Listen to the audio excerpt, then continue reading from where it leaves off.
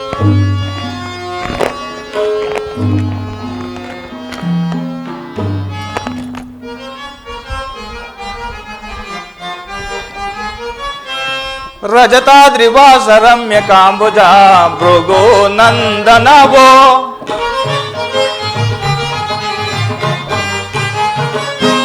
ರಜತಾದ್ರಿವಾಸ ರಮ್ಯ ಕಾಂಬುಜ ಭೃಗೋ ನಂದನವೋ ಅಗ್ರ ಪೂಜಾ ಹರನೆ ಬಾರೈ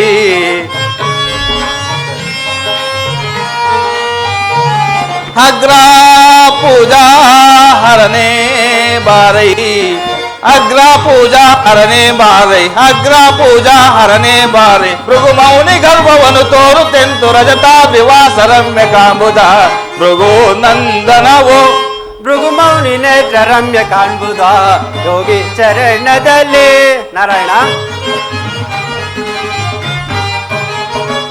ಭೃಗು ಮೌನಿ ನೇತ್ರ ರಮ್ಯ ಕಾಣ್ಬುದ ಯೋಗಿ ಚರಣದಲ್ಲಿ ನೀಲಾ ಮೇಘ ಶ್ಯಾಮ ನೋಡೆ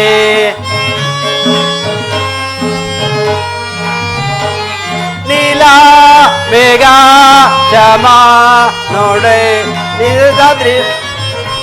ನಿಜ ಗರ್ವ ತೋರ್ಬುದು ಭೃಗು ಮೌನಿ ನೇತ್ರ ರಮ್ಯ ಕಾಣ್ಬುದ ಯೋಗಿ ಚರಣದಲ್ಲಿ ನಿಜ ಯೋಗ ಭಾಗ್ಯದಿ ನಾಗಭೂಷಣನ ಯಾಗ ಭಾಗ್ಯವನ್ನು ಕರುಣಿಸುನೆ ನಿಜ ಯೋಗ ಭಾಗ್ಯದಿ ನಾಗಭೂಷಣನ ಯಾಗ ಭಾಗ್ಯವನ್ನು ಕರುಣಿಸುನೆ ಶೃಂಗಧರ ಭೃಂಗಿವರ ಗಂಗಾಧರ ಲೀಲಾಕರ ಶೃಂಗಧರ ಭೃಂಗಿವರ ಗಂಗಾಧರ ಲೀಲಾಕರ ರಜತಾದ್ರಿವಾಸ ರಮ್ಯ ಕಾಂಬುದ ಭೃಗು ನಂದನವೋ ನಿಜ ಭಕ್ತನಾದವರ ವಿಷ್ಣು ನೀನು ನಿಜ ಭಕ್ತಿಗಾಗಿ ನಾ ಮನವೊಲಿದೆ ನಾರಾಯಣ ಭೂತೇಶ್ವರ ನಿಜ ಭಕ್ತನಾದವರ ವಿಷ್ಣು ನೀನು ನಿಜ ಭಕ್ತಿಗಾಗಿ ನಾ ಮನವೊಲಿದೆ ಚಕ್ರಧರ ಯುಕ್ತಿವರ ಶಕ್ತಿಧರ ಭಕ್ತಿವರ ಚಕ್ರಧರ ಭಕ್ತಿವರ ಶಕ್ತಿವರ ಯುಕ್ತಿವರ ನಿಜ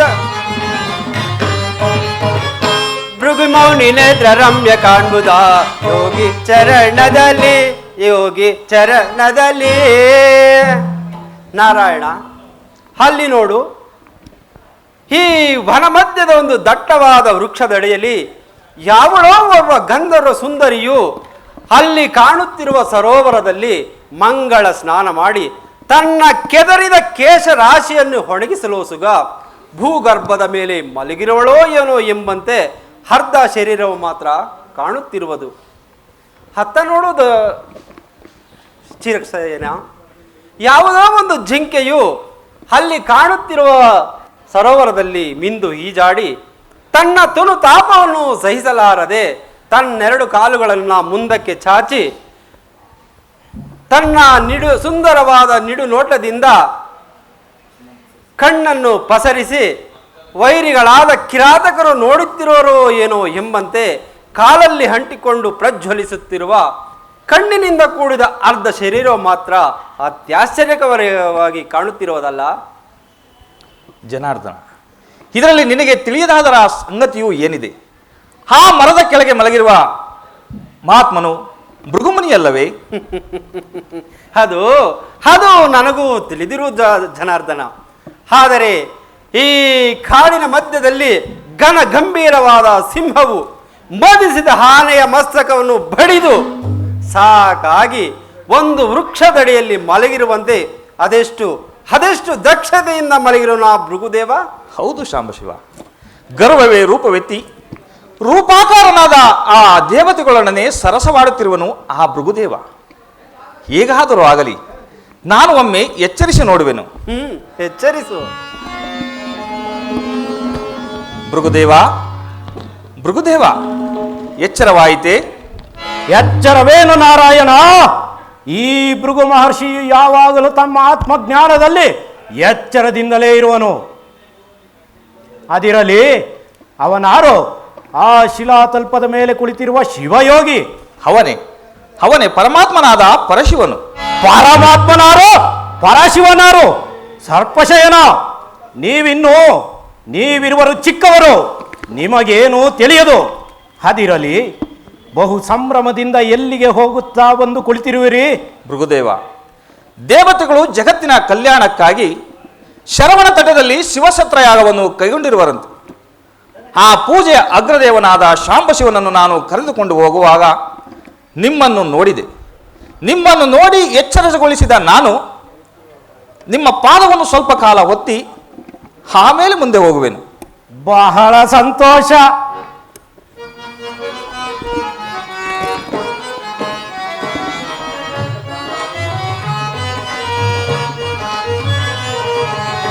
ಭೃಗುವರ ನಿಮ್ಮಯ ಮೃದುತರ ಚರಣವು ಕಾಣುತ್ತಲಿಹುದು ರಾಜಸರಿ. ಭೃಗುವರ ನಿಮ್ಮಯ ಮೃದುತರ ಚರಣವು ಕಾಣುತ್ತಲಿಹುದು ರಾಜಸರಿ. ಚರಣ ನಯನವು ಕಾಣಿತಲಿಹುದು.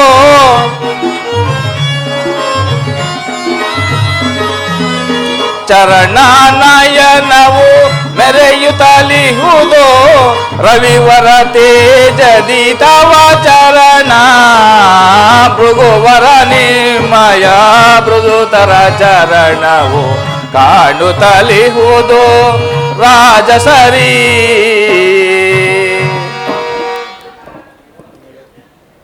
ನಿನ್ನ ವಿವೇಕಕ್ಕೆ ಮೆಚ್ಚಿದನು ಲಕ್ಷ್ಮೀಶ. ಕಂಡೆ ನೀ ನನ್ನ ರಾಜರಸದ ನೇತ್ರವನ್ನು ಪಾದದಲ್ಲಿ. ಪರಶಿವನ ಹಣೆಗೆನ್ನಿಗಿಂತಲೂ ಪವಿತ್ರವಾದ ನನ್ನ ಪಾದವನ್ನು ಕಂಡು ಧನ್ಯನಾದೆ. ಅದಿರಲಿ, ಸದಾಶಿವಮೂರ್ತಿಯೇ, ನೀನೇಕೆ ಮೌನವಾಗಿ ಕುಳಿತಿರುವೆ? ಮೌನವಲ್ಲದೆ ನಿನ್ನೊಡನೆ ಮಾತೇನು ಭೃಗುಋಷಿಯೇ? ಅದೇನು, ನನ್ನೊಡನೆ ಮಾತನಾಡುವುದಿಲ್ಲವೋ? ಸಾಧ್ಯವಿಲ್ಲ. ಏಕೆ ಸಾಧ್ಯವಿಲ್ಲ? ಈ ಸದಾಶಿವ ಮೂರ್ತಿಯು ನಿನ್ನಂತಹ ವಿವೇಕ ರಹಿತರೊಡನೆ ಅದೆಂದಿಗೂ ಮಾತನಾಡಲು ಸಾಧ್ಯವಿಲ್ಲ. ಓಹೋ, ನೀನು ಬಲು ಜಾಣನೋ? ನನ್ನೊಂದಿಗೆ ಮಾತನಾಡುತ್ತಿರುವ ನಾರಾಯಣನು ಹಾಗೂ ನಾನು ವಿವೇಕರಹಿತರೋ? ಅದನ್ನು ನೀನೇ ವಿವೇಕಿಸಬೇಕು ಭೃಗುಮುನಿಯೇ. ಕೇಳು, ಕಾಡಿನಲ್ಲಿ ದಟ್ಟವಾಗಿ ಬೆಳೆದಿರುವ ಬಿದಿರುಗಳು ಒಂದಕ್ಕೊಂದು ತಿಕ್ಕಾಡಿ ಅದರಿಂದ ಉಂಟಾಗುವ ಅಗ್ನಿಯು ಇಡೀ ಕಾಡನ್ನೇ ದಹಿಸುವಂತೆ ವಿಷಯಾನಂದಗಳು ನಿನ್ನ ಜೀವಾತ್ಮದ ಪೊರೆಯ ಮೇಲೆ ಭಯಂಕರವಾದ ಹಾವಿನ ಮೈಬಣ್ಣವನ್ನು ಮುಚ್ಚಿರುವ ಹುತ್ತದ ಮಣ್ಣಿನಂತೆ ದಿನೇ ದಿನೇ ನಿನ್ನ ರಾಜಸದ ಗುಣವೆಂಬ ಅಹಂಕಾರವನ್ನು, ನಿನ್ನ ಮೈಬಣ್ಣವನ್ನು ಮುಚ್ಚುತ್ತದೆ. ಯಾವಾಗಲೂ ತೆರೆಗಲೆಯನ್ನು ತಿನ್ನುವ ಮೇಕೆಯು ತುಪ್ಪದ ಸವಿಯನ್ನು ಸವಿಯಬಲ್ಲದೆ. ಮಹಾತ್ಮ, ಭೃಗುಋಷಿಯೇ ಎಂದು ಅನೇಕ ಹೆಸರುಗಳಿಂದ ಕೂಡಿದ ನಿನ್ನ ಅಹಂಕಾರವು ಹೆಲುಬನ್ನು ಕಡಿದ ಹೆಪ್ಪುಲಿಯು ಕಬ್ಬನ್ನು ಬಯಸಿದಂತಾಯಿತು. ಕೇಳು, ಅರಿವಿನಲ್ಲಿ ನೀನೋಡು ಹರನ ಕಳೆ ಕಾಣುವುದು.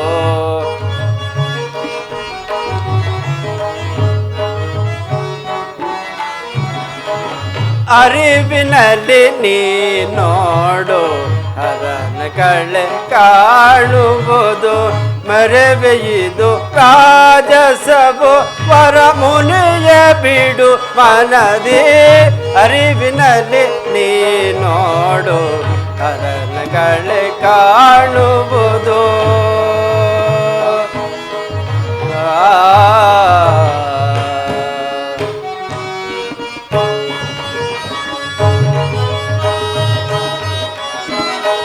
ಅರಿವ ಮರವೆಗಳೆಲ್ಲ ಅರಿತು ಸಾನಧಿ ಮುನಿಯ.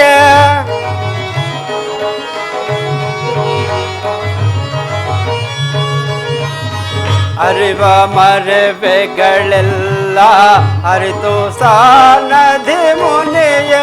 ಅರಿವ ಮರವೆಗಳೆಲ್ಲ ಅರಿತು ಸಾನಧಿ ಮುನಿಯ.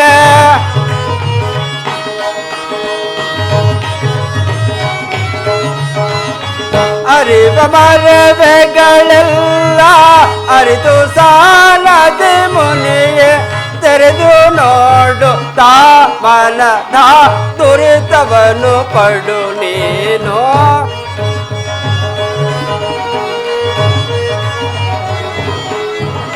ಅರಿದು ನೋಡುತ್ತಾ ಮನದ ದುರಿತವನ್ನು ಬಿಡು ನೀನು ಅರಿವಿನಲ್ಲಿ ನೀನೋಡು ಹರನ ಕಳೆ ಕಾಣುವುದು ಅರಿವಿದು ರಾಜಸವು ವರಮುನಿಯ ಬಿಡು ಮನದಿ ಅರಿವಿನಲ್ಲಿ ನೀನೋಡು ಅರಿವಿನಲ್ಲಿ ನೀನೋಡು ಅರಿವಿನಲ್ಲಿ ನೀನೋಡು ಹರನ ಕಳೆ ಕಾಣುವುದು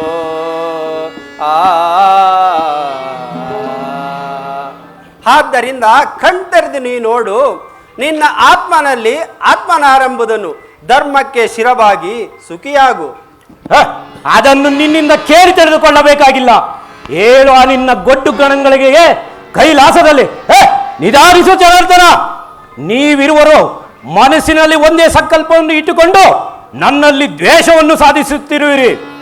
ಜನಾರ್ದನ, ನೀನಿನ್ನು ಹೊರಡಬಹುದು ಆ ನಿನ್ನ ಸದಾಶಿವಮೂರ್ತಿಯೊಡನೆ. ಭೃಗುದೇವ, ತೊಟ್ಟು ಮಾಗದೆ ಹಣ್ಣು ಬೀಳುವುದಿಲ್ಲ. ನಾನು ಹೊರಡುವೆನು ಒಂದೆರಡು ಗಳಿಗೆಯಲ್ಲಿ. ಹೇ ಬಾಕೋ ಸುಪದಾರಿ, ನಿನ್ನ ಕಾರ್ಯದಲ್ಲಿ ಹರಿವಿಲ್ಲ ಈ ಭೃಗುಮುನಿಗೆ. ಸಾಕು ಬಾಯಿ ಮುಚ್ಚು.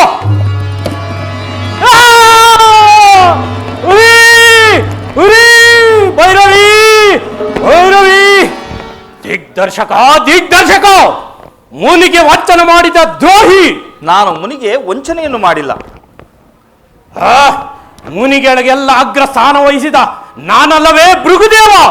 ನೀನಾದ ಏಕೆ ಭೃಗುದೇವ ಆ ಅಗ್ರಸ್ಥಾನದಲ್ಲಿ? ನಿನ್ನ ವೇಷಭೂಷಣಗಳನ್ನು ನೋಡುತ್ತಿದ್ದರೆ ಸಾಮಾನ್ಯ ಶಿವಯೋಗಿಯಂತೆ ಕಾಣುವೆ. ಆದರೆ ನಿನ್ನ ಆತ್ಮದಲ್ಲಿ ಶಿವನಿಲ್ಲ. ಕುಂದಣದ ಎರಕದಂತೆ ಎರಕವಾಗುತ್ತಿದ್ದ ನನ್ನ ಪಾದಾಂಗುಳಿಯ ನೇತ್ರವನ್ನೇಕೆ ಕಿತ್ತೆಸೆದೆ? ಇದುವೇ ನೀನು ಗುರುವಿಗೆ ಮಾಡುವ ಮಹಾ ಮೋಸ. ಭೃಗು ಮುನಿಗೆ ಮಾಡಿದ ಮೋಸವಲ್ಲ, ಋಷಿಯೋರ್ವನ ಅಹಂಕಾರವನ್ನು ಕಿತ್ತೆಸೆದು ಅವನಿಗೆ ಕಲಿಸಿದ ಉಪಕಾರದ ಕಾರ್ಯವು ಮೋಸವೇ. ಸಾವಧಾನ, ನಿನಗಾದ ಪ್ರಾಯಶ್ಚಿತ್ತದಿಂದ ನೀನೇ ಅಂಬಲಿಸುವೆ. ಪ್ರಾಯಶ್ಚಿತ್ತ ಪ್ರಾಯಶ್ಚಿತ್ತ, ಯಾರಿಂದ ಯಾರಿಗೆ ಪ್ರಾಯಶ್ಚಿತ್ತ? ಮುನಿಗೆ ವಂಚನೆ ಮಾಡಿದ ದ್ರೋಹಿ. ಯಾವ ಮಹಾತ್ಮ ಋಷಿಯು ತನ್ನ ಮಹತ್ವಾಕಾಂಕ್ಷೆಯನ್ನು ಈಡೇರಿಸಿಕೊಳ್ಳಲು ಒಂದು ಉಗ್ರವಾದ ಧರ್ಮವನ್ನು ಧರಿಸಿರುವರೋ ಅಂತಹ ಈ ಭೃಗುದೇವನ ಕೋಪಾಗ್ನಿಯ ಜ್ವಾಲೆಗೆ ನೀವೆಲ್ಲರೂ ಆವಿರ್ಭಾಗ. ನೀಲಮೇಘ ಶಾಮನಾಗಿ, ಅಷ್ಟವಸುಗಳಿಗೆ ದೇವನಾಗಿ, ಅಷ್ಟಲಕ್ಷ್ಮಿಯರನ್ನು ಒಲಿಸಿರುವ ನೀನು ಭೂಲೋಕದಲ್ಲಿ ದಶಯೋನಿಗಳಲ್ಲಿ ಜನ್ಮವಿತ್ತು. ಇದೇ ಈ ಭೃಗುದೇವನ ಅತ್ಯುಗ್ರವಾದ ಪ್ರತಿಜ್ಞೆ. ಪರಶಿವನ ದಯೇನಾಗಿರೇ,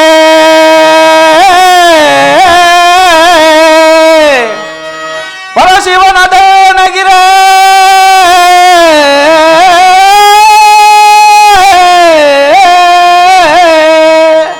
ಹರಿಸುವೆನು ಭೃಗು ಶಾಪವ ಎದೆಗೆಡದೆ ಧೈರ್ಯದಲ್ಲಿ.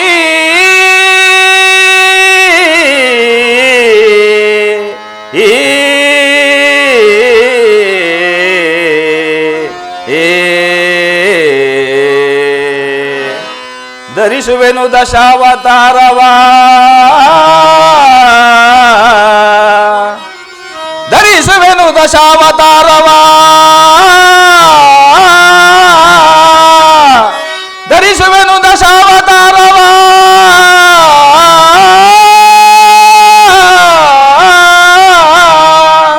ಹರಿ ಹರಿ ಪ್ರತಾಪವ ಜಗದಿ ಎದೆಗೆಡದೆ ಧೈರ್ಯದಲ್ಲಿ.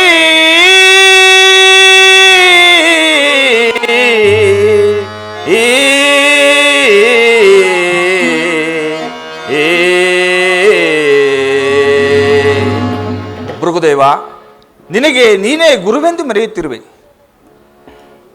ನಿನ್ನ ಪ್ರತಿಜ್ಞೆಯನ್ನು ನೀನೇ ಬಲ್ಲೆ. ಇದರಿಂದ ನನಗಾವ ತೊಂದರೆಯೂ ಇಲ್ಲ.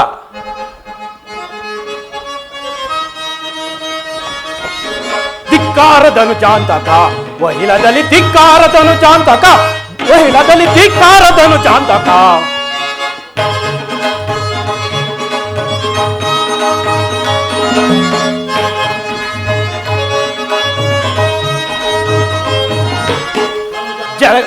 ಜನದಾಗ್ನಿ ನಾನಂತೆ ಭೃಗುದೇವ ನಾನು. ಧನುಚಾರಿನ ನಿನ್ನ ಮದವನ್ನು ಮುರಿದಿಪೆನು, ಧನುಚಾರಿನ ನಿನ್ನ ಮದವನ್ನು ಮುಂದಿಪೆನು, ಸಂಧಾನದಲ್ಲಿ ಕಿತ್ತೆಸೆವ ನೀ ನನ್ನದೆದ್ದವನು.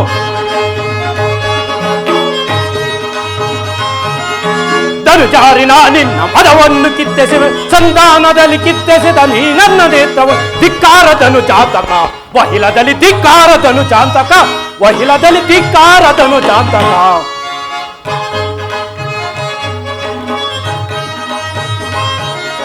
ಪರೆಯಾಗ್ನಿಯಂತೆ ಸೆವ ಭೃಗುದೇವನ ನಿನ್ನ ಸಿಡಿದು ಸುಟ್ಟಿಳಿದು ಸೆಳೆದು ಬಂಧಿಸುವೆನು. ಜನಾರ್ದನ, ಪ್ರಳಯಾಗ್ನಿಯಂತೆ ಶಿವ ಮಗುದೇವನ ನಿನ್ನ ಸುಳಿದು ಸುಟ್ಟಿಳಿದು ಸೆದೆ ಬರೆದು ಬಂಧಿಸುವೆನು. ಧಿಕ್ಕಾರದನು ಚಾಂತಕ ವಹಿಲದಲ್ಲಿ, ಧಿಕ್ಕಾರದನು ಚಾಂತಕ ವಹಿಲದಲ್ಲಿ, ಧಿಕ್ಕಾರದನು ಚಾಂತಕ. ಹೋಗು, ಈ ಭೃಗುದೇವನ ಶಾಪಕ್ಕೆ ಸಿಲುಕಿ ಭಸ್ಮವಾಗು.